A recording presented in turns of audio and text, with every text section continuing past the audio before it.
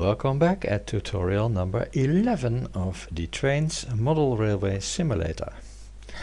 In tutorial 10 we saw how sometimes the artificial intelligence of trains makes a train drive backwards, and this is a little bit weird, and we are going to try to avoid this in this tutorial.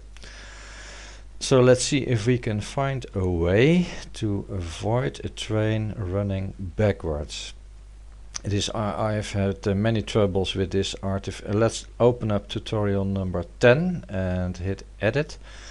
I've had many troubles with this artificial intelligence. It has really has a mind of its own, but we can tame it a little bit perhaps. Let's first move our trains, click the move icon and move them away so that we can edit our track. Yes, that's done. What we are going to have a look at is if we can find a marker that has a direction. Yes, we can, because we see in this list we have a track direction marker. It's a yellow marker. Well, what I like to do is to start minimalist. I don't want it to run on this track in the wrong direction. Counterclockwise is the direction I want it to go, so I place a marker here, and let's see what the direction is. That is exactly wrong. Well, that is exactly the wrong direction, so I'm going to click the rotate icon and click then this marker, and now it has counterclockwise direction. Let's place one over here too. Hit first the plus icon and then place it. And also that one has the wrong direction, and we hit it now, click it, and now it is counterclockwise. I am not sure if this is enough, but we are going to have a try and simulate the same situation that we had in tutorial 10. Let's place our trains back on track. This one is on station north and this one is on station south, track 1. I am going to hit quick drive and save this under tutorial 11, and then we will see what happens if we give it the same command as we did in tutorial 10, both at the same time, controlling them to the same track. So let's first have our passenger train. Let's zoom out a little bit. Let's have our passenger train to go to station north, track 2. That is a free track, so it starts to move. Everything looks smooth. Let's wait and see until it arrives there.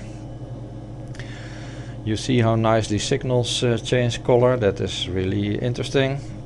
And we see now that we are going to a yellow signal, and that is be careful, slow speed, but you can move on, and as soon as the train passed by it became red.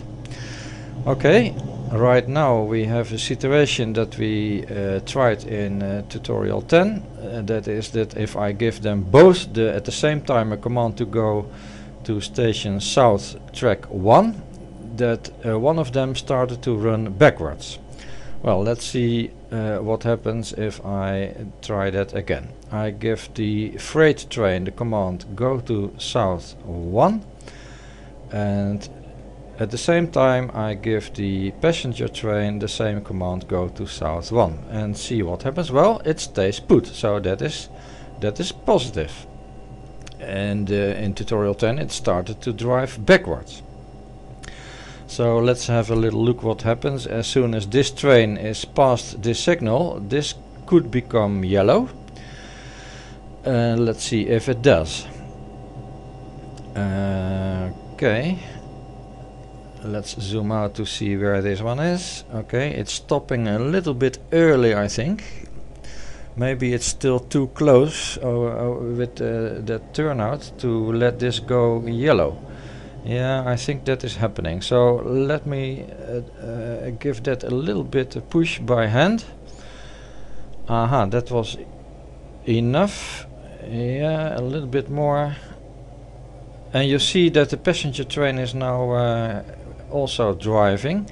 So that was really the case. It was a little bit too close, the freight train, so maybe my track is a little bit too small. Let's, in tutorial 12, edit our track a little bit and make it a little bit bigger so that there's a little bit more room between the signals. Also, this is very close over here. It has to stop, but it is still very close to to these signals, so they will probably not go yellow already if needed.